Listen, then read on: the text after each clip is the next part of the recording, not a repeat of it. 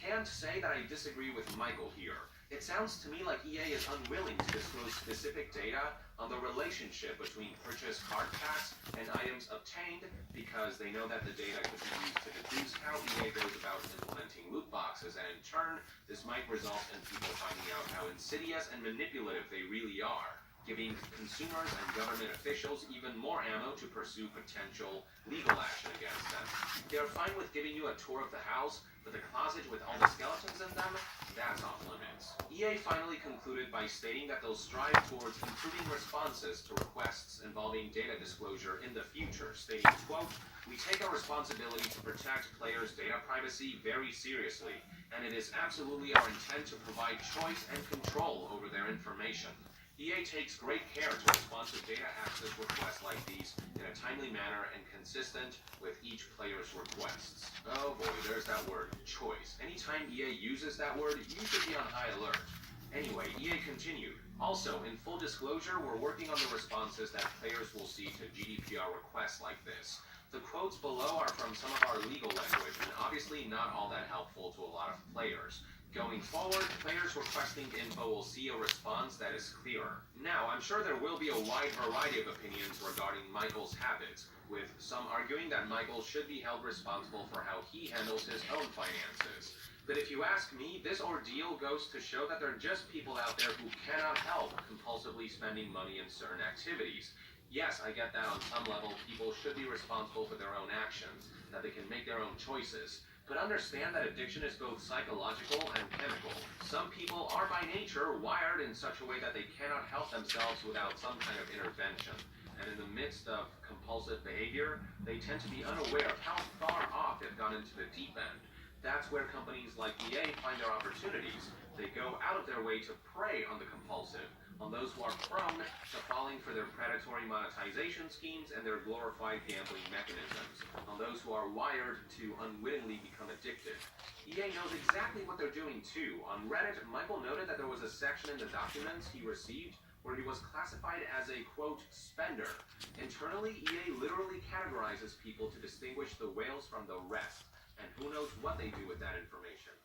Now, to Michael's credit, he was savvy enough to use the law in his favor. Taking advantage of the GDPR's new stipulations, he made EA give him his entire consumer profile, with the publisher having no choice but to comply. I'd be willing to bet that if such a request were made prior to GDPR's implementation, EA wouldn't have taken Michael's request seriously or be as cooperative. But with GDPR in place and having heard all the rumblings about loot boxes, knowing that EA would have to abide by the new data protection regulations, Michael actively took action to gain some insight into his own behavior, and now he seems intent on keeping himself in check moving forward. This, ladies and gentlemen, is why it's important that the predatory nature of loot boxes continues to be spoken about, that awareness continues to be spread, and this is why the law may be needed to keep rampant, unregulated game publishers in check. Without gamers rallying in unison against loot boxes, Michael may have never questioned his compulsive spending. And without GDPR, Michael may not have had the means to request information from EA that made him realize just how badly loot boxes actually affected him. The next step would be ensuring that legislators take loot box regulation into consideration, at least as long as the gaming industry insists on being willfully ignorant and complacent. Call it gambling or call it something else, the legislators need to acknowledge that loot boxes can pose a significant problem for the consumers. Case in point, Michael's situation, among others I've talked about in the past. Regulations could come in the form of stricter age restrictions, disclosure of odds and information like the relationship between the loot boxes you open and the items you earn, data that EA was suspiciously reluctant to provide. Having games warn players about the potentially addictive nature of loot boxes in-game and provide data on total expenditures right in the menus, so on and so forth.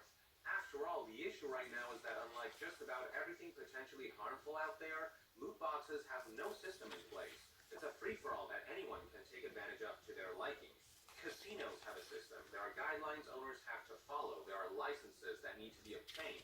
There are stipulations that mitigate the potential for the exploitation of unassuming consumers so that people who enter casinos know on some level what they're getting into.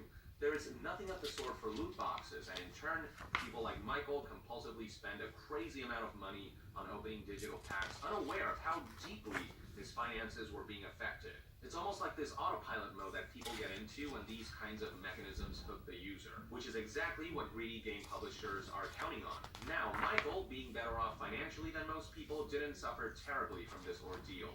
But there is certainly potential for adults in a more precarious position, or kids who are unaware of how their insubordinate spending might affect their household's livelihood, to fall prey to similar behavior. And greedy game publishers do not care about these kinds of ramifications because at the end of the day, they're raking in billions. History has proven that as long as they can get away with it, as long as they can keep pushing for loot boxes, as EA intends to do with the upcoming FIFA 19 and its Ultimate Team mode, among others, they will keep doing it, and those in a position to stop it, like the ESA and the ESRB, being lobbied by companies like EA, prefer to sit idly by and let it happen.